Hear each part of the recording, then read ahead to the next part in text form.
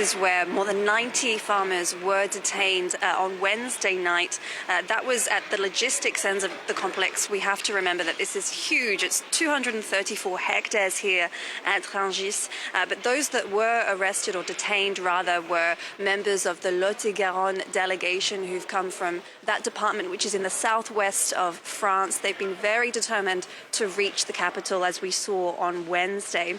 The farmers, though, that we spoke to earlier in the week that France 24 has been meeting, they were very much of the opinion that they weren't going to try to block deliveries at Rungis. They said this is their produce as well, so that would be simply shooting themselves in the foot. We did speak to some employees here who said that they've had particular delays, or more or less some delays at the beginning of the week from Spain, and that one employee told us that some of its produce had been damaged on the way here. That was from blockades in the southern part of the country, though he did still say he supports the farmers' movement and they have every reason to be protesting at the moment.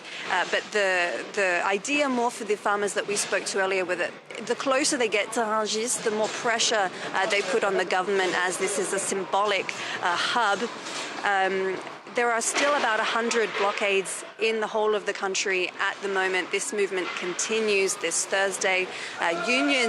Representatives from some of the local unions said on Wednesday that they had seen some progress in meetings with the French Prime Minister Gabriel Attal, but that was mostly on French issues. As for the European Union issues, that's mostly going to be coming out of an exceptional summit this Thursday.